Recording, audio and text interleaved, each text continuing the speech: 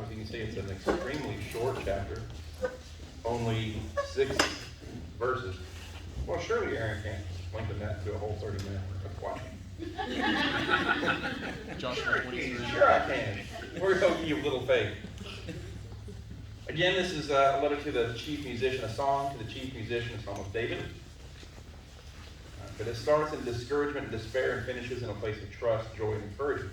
How many of you know that most of his writings in that or start that way? They take you from an emotional trip of low despair, and then all of a sudden he has that Selah moment, that ponder on this and think about this, that rest, and then the script is flipped, as the kids would say today. But one of the exceptions to that is Psalm 95, which starts wonderful and pretty and sing joy and ends with wrath and judgment. But this one, he starts with despair, and he says, "How long, O Lord, will you forget me forever? How long will you hide your face from me?" Is he not kind of going back to number 6, where he said, in the countenance, he's looking at that Aaronic blessing, and that we would be in the countenance and in the face of God. And he says, "How long, O Lord, will you forget me forever? How long will you hide your face from me?" Have you ever been there? Why does it feel like I'm a million miles from you? Again, for me, the head knowledge of David, the giant slayer, David, the lion killer, the bear killer, David went through emotionally some of the same stuff I go through. As a matter of fact, if I were to sit here and think about it, David is 2 extremes. And I've never been in those extremes. David's life was sought by a king, as yours. David lost a child because of his sin. Now, some of us in this room have lost children. But because of your sin, and God would say it's because of your sin.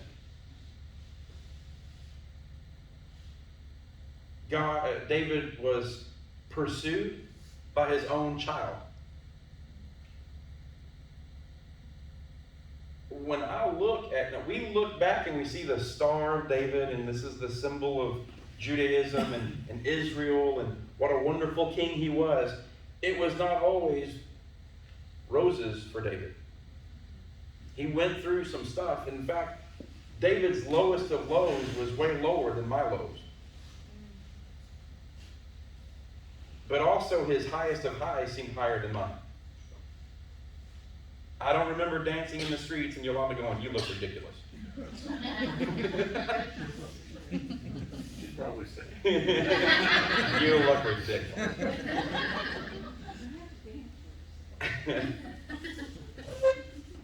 David he had an extreme emotion on each side. Can you kind of see it? Sometimes we discount the fact that he was a very emotional man. When we think of men in general, we try to hide our emotions. In fact, a lot of men are taught to kind of stifle emotion. You don't cry, I'll give you something to cry about. Anybody ever heard that one? Yeah. Okay, so some ladies have heard it. Most of our men have. "Well, that's nothing. Throw some dirt on it." Everybody hear that one? "Take some Robitussin. That's all you need." "I got a broken bone." "Yeah, that's some Robitussin on there." I guess it helps with the healing process. David went through these extremes of really low lows and really high highs. Now, today we'd call that manic. I don't think that was manic. I think that God allowed David to experience emotionally these things because he knew that Aaron in 2021 was going to need somebody to identify with. And he knew that Aaron wasn't going to identify with a giant killer. Aaron was going to be unable to identify with a 10-year-old who killed a lion. But what can Aaron identify with? A sad, lonely, depressed sometimes. Now, it's not to say that Aaron's always like this, but I think as humans, we all go through these moments in time. David's going through this and he says, how long? Oh Lord, will you forget me? I'm not even on your mind. You've forgotten all about me. I'm all alone here. You ever got a diagnosis and you thought, well, where's God? Wasn't he supposed to protect me from this? Wasn't he supposed to keep his hand over me? How did this even happen? You get a diagnosis and the first thing you want to start doing is looking through your list of what did I do to deserve this? I must have. Anybody else do that, or is it just, you guys are super Christians? I do it. I kind of run through this list of, okay, well, in the past couple of weeks, what did I do? And this is kind of where David's at. He says, how long? What did I do? It's basically what he's asking. What's going on? Why is this gap between us? Whenever you look into David's Psalms, you may somewhere or another see yourselves. I do often. You never get into a corner, but you find David in that corner. I think that I was never so low that I could not find that David was lower. And I never climbed so high that I could not find that David was up above me, ready to sing his song upon his stringed instrument, even as I could sing mine. That's Charles Spurgeon. No doubt David had faced worse circumstances, but he had faced them more bravely when he sensed the presence of God with him. And when I go back to chapter 12, we see a very depressed and upset David because of backstabbing and people speaking out of two hearts. This from the giant killer. The difference was when David went against the giant, he didn't just know God was with him, he felt God with him. Have you ever had that moment when you feel God with you? And maybe for me, the hair on my arm stands up. And my granny, I should get this little shivery thing. Remember? I could always say, whoa, it's on her. Spirit's on her. And we have these moments where we can feel God's presence. We know he's there. In the middle of a service, I'll just be honest. Have we had services where you went, that was nice service. And then you leave from a service and you go, man, God was there from the first note until the last amen. God, I could feel him. God was there. He's there all the time, though, isn't he? So why is it we feel him sometimes and sometimes we don't? Because he likes to play games? It's us. It's our radar. It's us. I will say this, though. When we have one of those services, don't we all kind of experience it together? Then how is that us? Whose job was it to bring them today? It was all of us, but what happened? You know what I'm saying? We kind of, there's this synergistic thing that when I get with Eileen, we start to feel it together, and then I get with Josh, and you can feel them, right? And then all of a sudden, you see these little molecules, and they start moving and shaking, and God's here. Can you feel him? God's here. It's momentum, and it can spread. And a lot of people will say that that's emotionalism. But we know better, don't we? Because we've experienced it. I've experienced it at times where I didn't feel like worshiping him. That's how I know it's not emotionalism, because I didn't feel like it when I walked in. Have you ever been in somebody's home and felt the presence of God? Yes. You ever been in someone's home and felt the presence of the enemy? Yes. Yeah. I've been places where I felt I need to go. Get out of here. And it's not because a sinful thing was going on from the front view, but my spirit was uncomfortable. Time to pack it up and go. That's just like it down when I was working at the jail. We had a cell in the jail, in the women's cell. Most of it was isolations, like people that had to be, but there was this one cell. Every lady that we put in there that was always talked about weird things happening. And I finally told Chaplain Adams one day, I said, we're going to anoint that cell. Good. I said, if something is, I said, ladies that are in there, some of them have mental problems, but I believe that there was either some kind of satanic worship or something that went on in that cell. And we did, me and Chaplain Adams and one of the other ladies and the female chaplain went down and we anointed that cell. Okay. And of course, I didn't work very much longer after that, but it was, we had too much stuff. Everybody we put in there would say something different. Well, and you said a point of mental illness, but in this time of day and age, that was defined as demon possession. Is it not? No, it's schizophrenia. Is that not an illness? Does Satan not work in illness and his demons? But you know, Aaron, when Jesus was here, when he walked the earth, what did he do? He healed the sick, and he cast out demons. Mm-hmm. And he said that we are to do that too.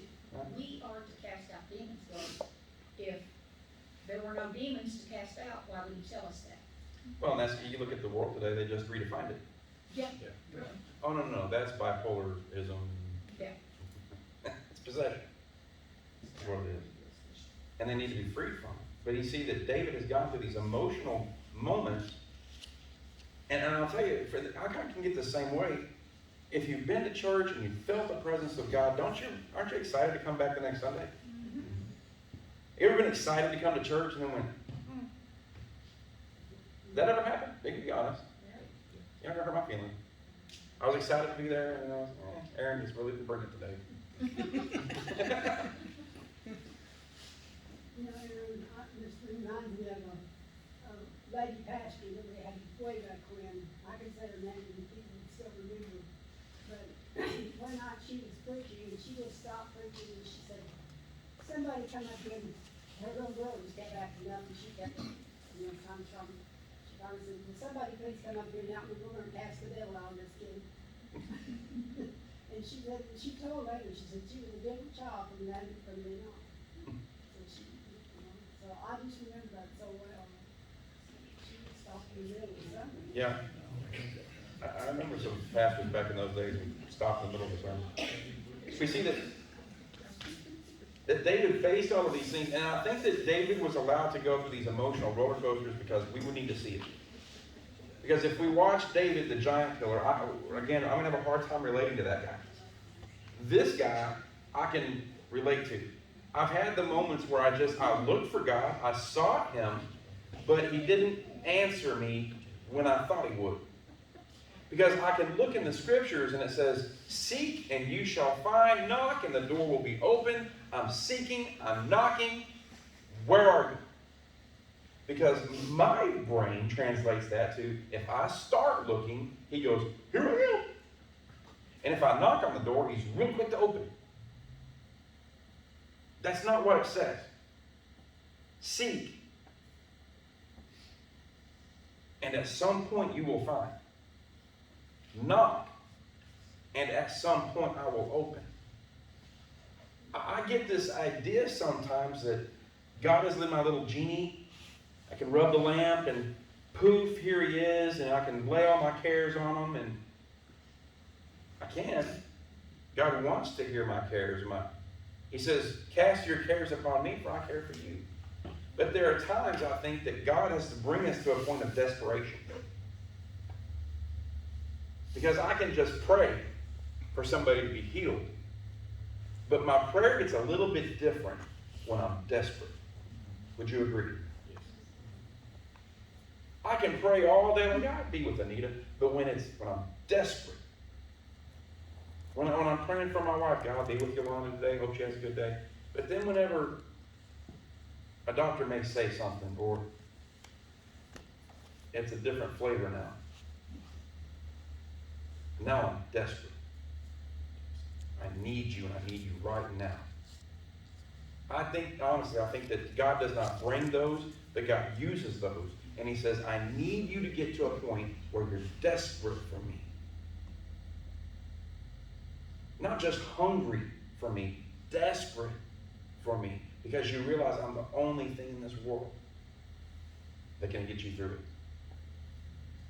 This was where I think that David would go to regularly. God would bring him to these places of desperation because David could rely on his own strength and fame and fortune. Could he not? If God would not allow David to get to these places of desperation, couldn't he say, I'm David the giant killer, son of Jesse, ignored forgotten by my own father, and look at me now. Could he not? Look at my wealth, look at he says, in fact, he goes, look at where I live, God, and look where you live. This isn't right. David had money, he had wives, he had fortune, fame. So why would God bring him to these places emotionally? Don't forget who you are, David. You serve me. I don't serve you. It was not the circumstance that David was in that caused him to fear. David, I believe his biggest and greatest fear was not feeling the presence of God in even the smallest of circumstances.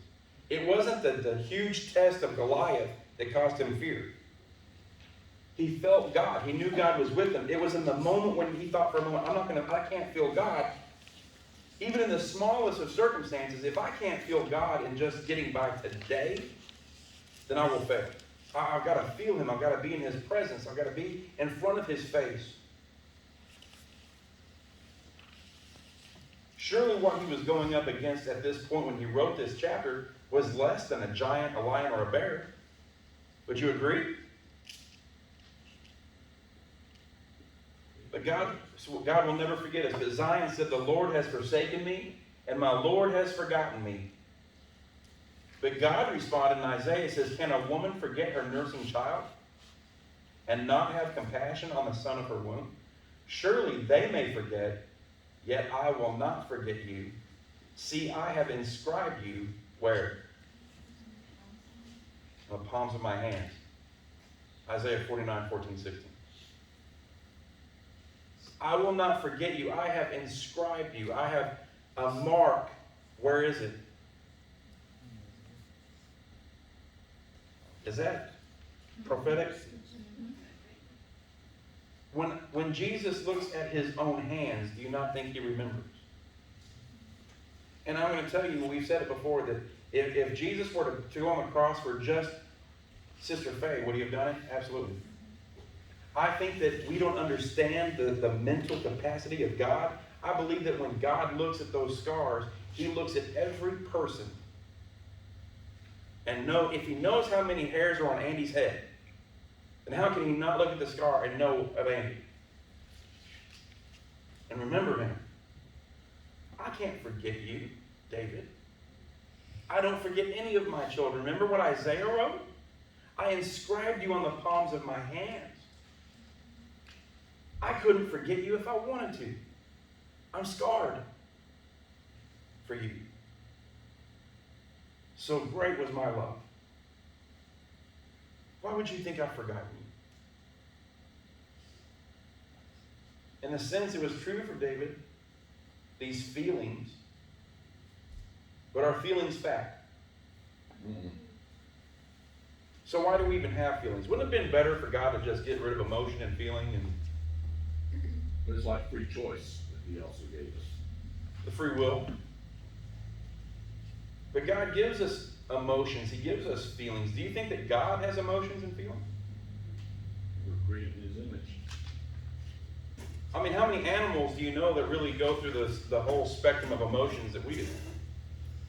I think that's one reason why pets are so important, like little puppies and dogs. And why? Because they can express emotion, and there was a close kinship with animals. But I've never really seen a blue jay express depression, fear. Maybe they do. But these emotions and these feelings are God-given gifts to us. I think that love is a God-given emotion. And in fact, define it. What is love? Define it. Good luck. I can't define it. I know when I feel it. Feelings, we couldn't feel God's Spirit. Right. We need the feelings. The problem is how much stock are you putting in your feelings? And can your feelings lie to you? Yes? Absolutely. I can't allow my feelings to decide my behavior. In fact, sometimes I have to go counter to my feelings. And so it's comforting for me to see David in this place, and he's feeling these feelings. But my question is, what are you going to do about it, David? Are you going to camp here? Is this where you stay, David? It's okay to feel feelings. But it's also important that we also understand and can view and see reality. David continues and he says, how long shall I take counsel in my soul? Who's counseling David? By that statement. He is. He is. He's counseling himself. Are you a good counselor to yourself? Generally not. Usually I'm my worst counselor. If I want good counsel, I'll go to somebody, I'll go to my wife. And does this sound right? Usually, no. If I counsel myself, what will I be likely to tell myself? It's okay, you're right, they're wrong. Right?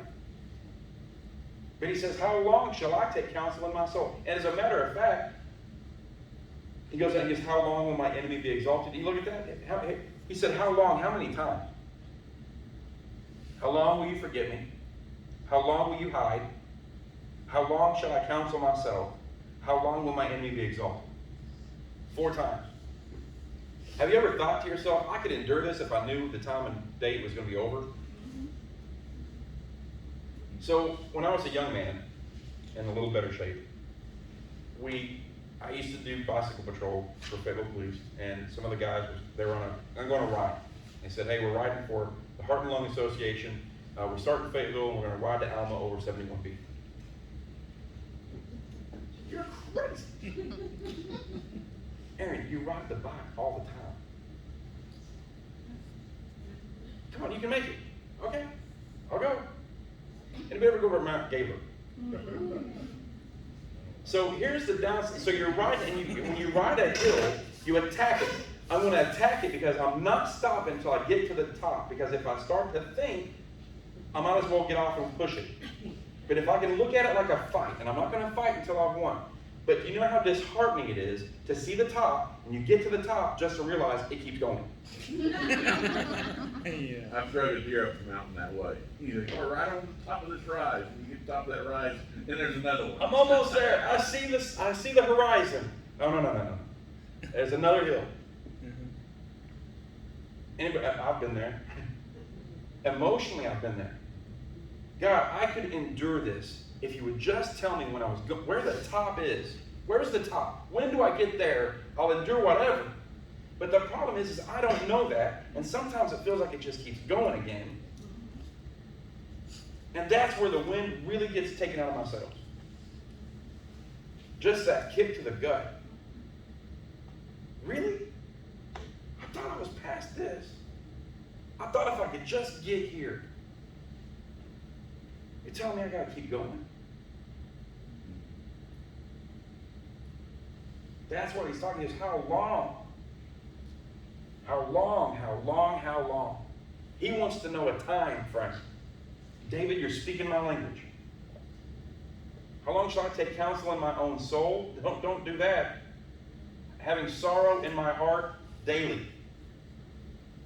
How long will my enemy be exalted over me? You could say David was depressed, yeah? So he wrote down here in your notes, he said, David was depressed in 3 ways. First, in his relationship with God. He felt like God was with him or away from him? Away. I want you to think for a moment, what is eternal separation from God? Hell. That is the definition of hell. Now, was David separated from God? No. He just didn't feel him. Imagine what hell really feels like then. Can you even imagine? And if you stop for a moment to imagine it, doesn't it make you want to reach the lost a little harder? Forever. No chance. Separation. Listen, it's not the fire, it's not the torture, the separation. no hope, no future, no tomorrow. Second, he was depressed because of himself, within himself. In fact, he's trying to give himself self-encouragement and self-talk, and that's not getting him anywhere. Third, in regard to his enemies.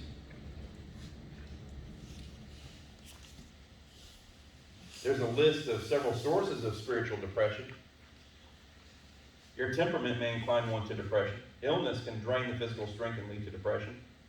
You ever got through an injury and ended up depressed? I can't get out and do some of the things. Yeah.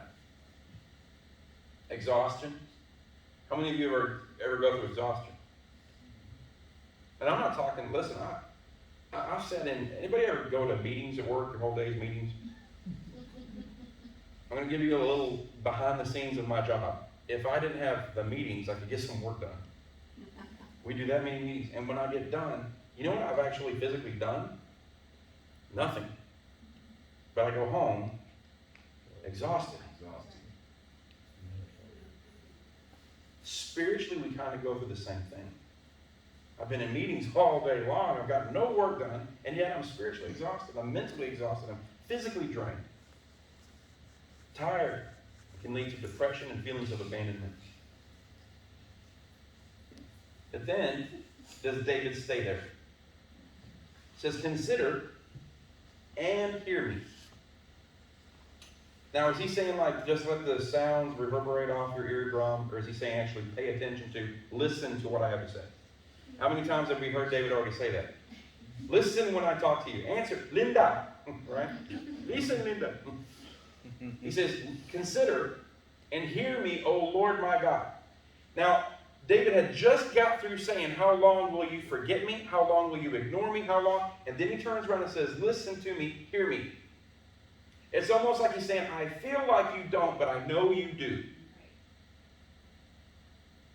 Sometimes that has to be your prayer.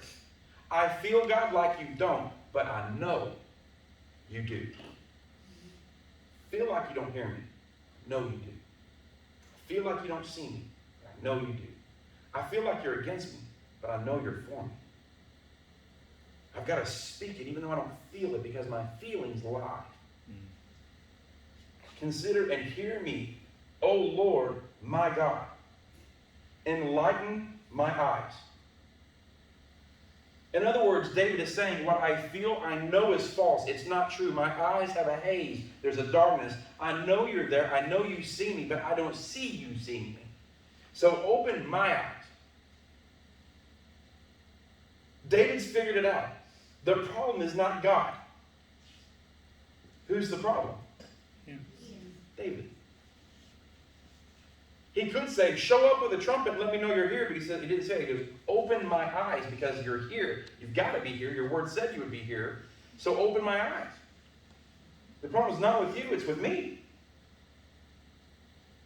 Open my eyes, and lest I sleep the sleep of death. Lest my enemies say, I have prevailed against them. Lest those who trouble me rejoice when I am moved. So I had a little note here. Have you ever met a poor loser? Aren't they just the worst? They're not. You ever met a poor winner? Yes. Oh. What? Were you pointing?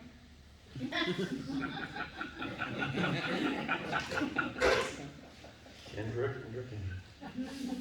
Is not a poor winner far worse than a poor loser? Okay, you won. Win graciously and go away. Remember that time you were so dumb and you did that and I won? Yeah. This is David saying, don't let my enemies rejoice over my failure. Don't let them win. Don't let those who trouble me rejoice when I am moved.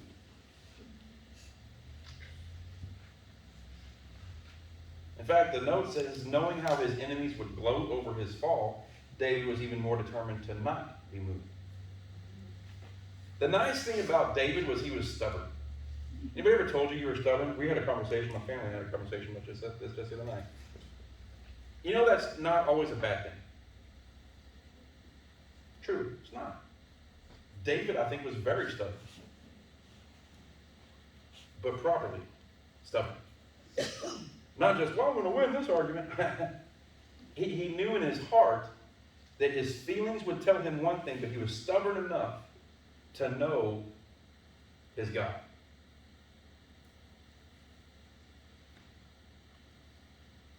In fact, it says awareness of God and the enemy is virtually the hallmark of every Psalm of David.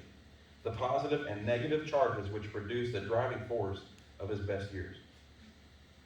His knowledge of both God and the circumstance together.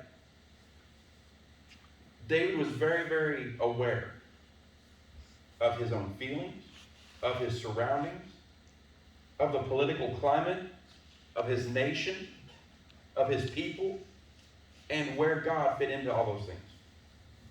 I think this is what made him a great leader. And you may think to yourself, well, that's David, he's king of Israel, but are you the king and queen of your home?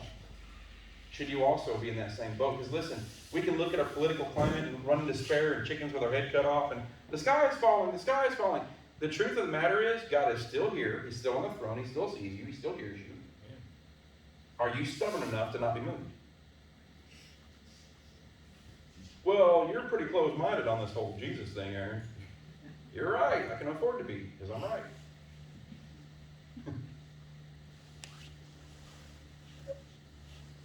He says, don't let those win over me. He's still in this point of despair. And then he goes to verse 5 and he says, but I would agree in all of these things, my feelings and my emotions, but I have in the past trusted in your justice. I have trusted in your anger. I have trusted in your wrath. Is that what it says? I have trusted in your mercy. David remembered that he really did trust God, and he cleared away the fog from his sleepy eyes as God enlightened his eyes. At this place of discouragement, David could not trust in God's justice or God's law or in his holiness. Those things that might condemn him because his feelings had made him not see clearly. But he would always be able to trust in God's mercy. When you can't trust anything else, trust his mercy, is what the writer writes. It's amazing how that when David starts looking at his current situation, the thing that gets him out of it is recalling the mercies of God. Yes, I feel like I'm in this position. I feel like you don't hear me, but I remember when you were merciful. I remember, what is mercy? What's the definition of mercy? Giving someone something they don't deserve. Giving them grace. Yeah. What did I deserve? Death. David's saying, I remember your mercy. I remember all those times that you came through. I remember being alone on those fields with the sheep. I remember being and feeling alone, but not being alone. He practiced God's mercy with Saul several times. Several times. He was not just a receiver of God's mercy. He would also give mercy. It was the calling to remembrance of God's loving mercy in all those times past that caused David's eyes to be enlightened. When we remember God's faithfulness and mercy, it allows the sun to break through. And when he remembered God's mercy, he gets to the next part. He says, I have trusted your mercy. My heart shall rejoice in your salvation. Why will he be rejoiceful? Because God does great things for him, because God provided him a boat, because God gave him a cool house. Why would he rejoice? Because of his salvation. He said, the fact that you saved me is enough to be joyful. Amen. And I apparently, they were saying, I have apparently forgotten that. The fact that I was lost and I'm found, I'm saved, is enough. Now, I find this amazingly prophetic for David to write about salvation. Is salvation a thing? How many times has David written something so mind-blowing? He's talking about, when he's going to talk about later, God casting sin from east to west. Not theology of the day. True? You had to use a scapegoat and it would roll over to the next year, right? Your sacrifices. He's talking about salvation as a one-time deal. Was that even something that existed? Because salvation comes through Christ, correct? The ultimate sacrifice. Aaron, I think that there's a Hebrew word, shalom, Peace. and it means the same thing as salvation. It says nothing in your life is missing and nothing in your life is broken. And with salvation, we can have that. And I think that would be the Hebrew word that would be used here. It's amazing to me that he's speaking it so prophetically to me in 2021 that I go, my feelings will tell me, but I can go back to the moment I was saved. I can go back in my mind. I wonder if David could go back to a point in time, because the Holy Spirit was not here, but we know the Holy Spirit came upon David. And when it would come upon David, he would do these crazy things, right? But he's speaking of this salvation that other people in his time don't understand, but David has a grasp of it. And he says, when I rejoice in your salvation, when I remember the fact that I was lost and you saved me, it makes me want to, I will sing to the Lord. Now, I don't know about the rest of you, but singing is important to me. It's my preferred system of worship. I think that God has anointed many musicians and singers, and some of the things that have been written. And there are times when just to hear somebody, have you ever heard somebody on the radio and the music's great, the song's great, but there's just nothing really there. But then you hear a song and you're like, man, I can feel power in that song. He says, I will sing to the Lord. The fact that when he looks back, he looks at his current situation and he's depressed, but when he looks back at the past and remembers salvation, in the midst of his loneliness and his depression and his hurt, it makes him want to sing. Now, if I come home, and you can ask Elon, if I come home and I'm singing, is that going to be a good night? Why? Well, you're in a good mood. Is it because Aaron's in a good mood? What song am I usually singing? It's usually a Christian song. I can tell you my night's better at home when I've had church on the way home. I'm a lot more fun to be around.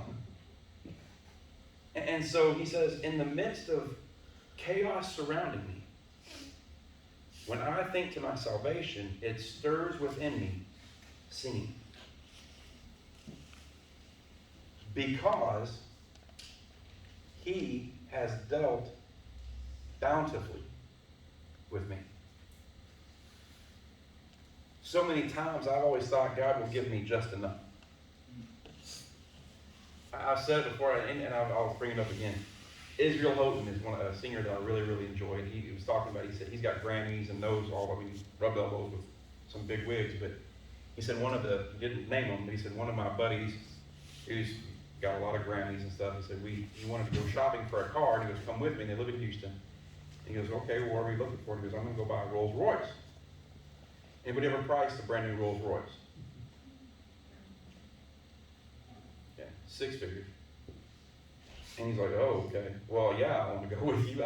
This is an opportunity to watch somebody buy a car I will never own. Yeah, I want to see this.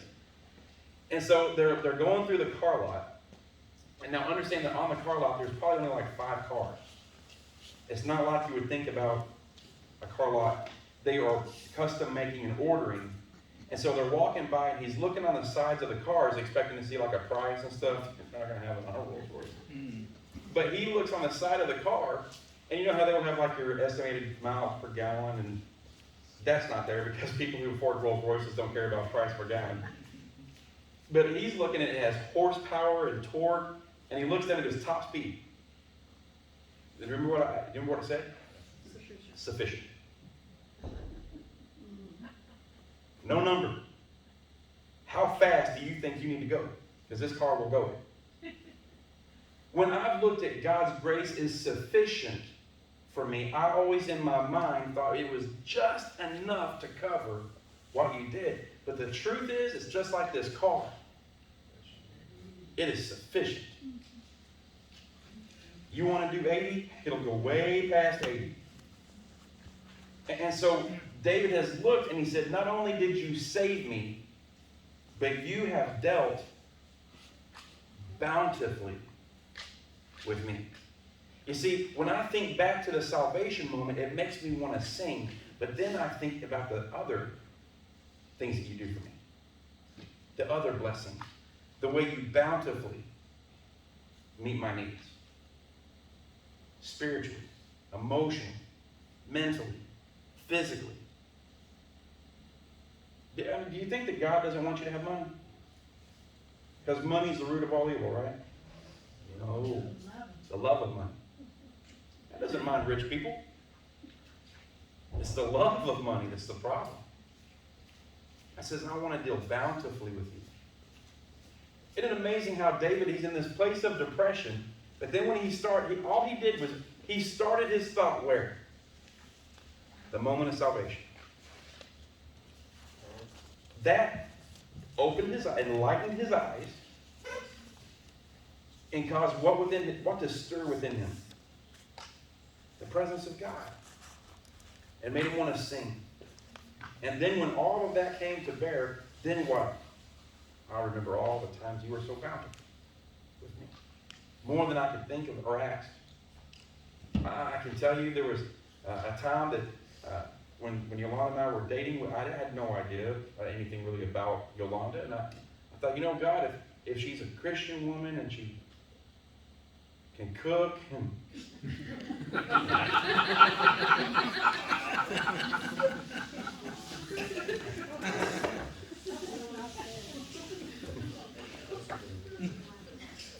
but you know what God's done? He was above and beyond what I could even think or ask. Isn't that the way God does? It's just, so David is remembering this thing. So what I would tell you is this when we close tonight is, whatever you may be going through, and listen, there are people in this room, in our church, in our community, that are going through a lot. They're going through diagnosis, they're going through relationship issues, they're going through, I feel like just a spiritual depression. You see what's going on in the world, you see what's going on Facebook, you see what's going on the news, and if we can hear one more thing about COVID, or Dr. Seuss, or Mr. Potato Head, it's just one more thing and I want to scream, right? But I think that God would tell us today is, listen, I've not forgotten you. I know exactly where you are. And when you get in these moments where you start this pity party and you start to try to encourage yourself and give yourself counsel, don't do that. Let me do that. And where does it start? Aaron, think back to the moment I saved you. Think back to that moment, because when I saved you, you were pretty gross. You were filthy. And I loved you enough then to save you, to die for you, because remember where I wrote you. When I look at my own hands, I remember. You scarred me. I can't forget you. Think back to the moment I saved you. And when you can think to that moment, then you'll start to recall how many times I was bountifully good to you. Above and beyond. What you feel is a fleeting thing. It's okay to feel it. Don't stay there. Are there any comments tonight before we leave?